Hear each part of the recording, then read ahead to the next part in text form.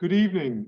I'm so very sorry to be unable to be with you in person at the American Scottish Foundation dinner this evening and to receive the honor that you've bestowed upon me and the Bruce family by granting the Wallace Award.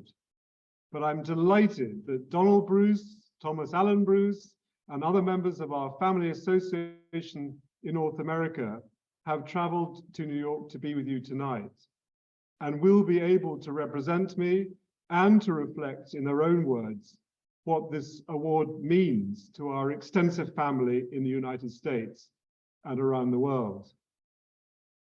And I'd like also to take this opportunity to give my deep appreciation to Kenneth Donnelly and the board of the American Scottish Foundation, to Roddy Gow and the awards committee, and to Camilla Hellman and the events committee for so generously making me and my family the subject of their nomination.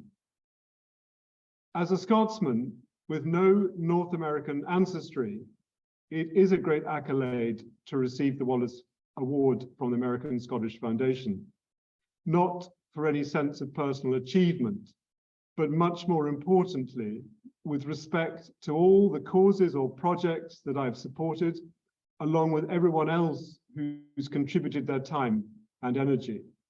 For all of us who have sought or still seek to preserve and present the cultural heritage of our country for all and future generations, both at home and around the world, meaningful recognition is often too rarely given. My family has been involved with the conservation of Scotland's heritage for several generations. In 1860, my great-grandfather chaired the committee to build the Wallace Monument, perched atop the Abbey Craig, overlooking the site of the Battle of Stirling Bridge. And in 1930, my grandfather attended the inaugural meeting of the National Trust for Scotland at Pollock House. The following year, alerted by news that Stirling Borough Council was seeking to buy the historic field of the Battle of Bannockburn in order to build a council housing scheme, he organized the first ever appeal on behalf of the NTS to acquire the land for the nation. And he enlisted the help of the writer John Buchan. Buchan was in the midst of writing the Four Adventures of Richard Hannay, but he laid aside his pen to save the battlefield.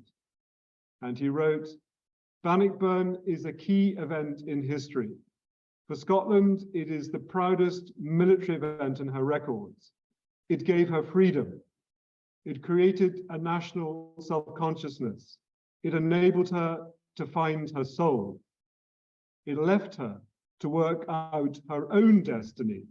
And when union with her old antagonist came about, she entered as an equal, free and unconquered.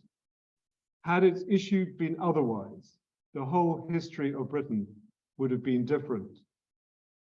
And as a member of the Royal Company of Archers, 2 weeks ago, I carried out my final duty for Her late Majesty the Queen in Edinburgh. Marching in solemn file through the Old Town, passing crowds of onlookers, I recalled Buchan's tribute, written 90 years ago, and was struck by its contemporary resonance as the body of a Queen of Scots was borne up the Royal Mile from Holyrood House to St. Giles Cathedral, that in an age of digital media and instant gratification, shorn of tradition and increasingly bereft of collective faith, that tens of thousands of people would be willing to stand in line for hours in order to have a last glimpse of their monarch lying in state. And at a service last Sunday in the chapel of my old school, Eton College, the Provost of Eton, Lord Walgrave, gave a very moving tribute to the Queen's life of dedicated service to her people. He quoted from the book of Proverbs, "Where there is no vision, the people decay."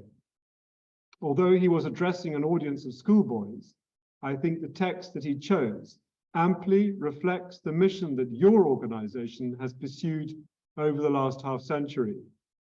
In gratefully accepting the Wallace Award from your awards committee, alongside your compatriot Scottish organisations, all represented here this evening, I applaud you for continuing to provide us with the vision and inspiration of your founders. Almost 60 years ago, in the year of his fatal air crash, Lord Malcolm Douglas Hamilton described what Scotland and the Scottish people meant to him.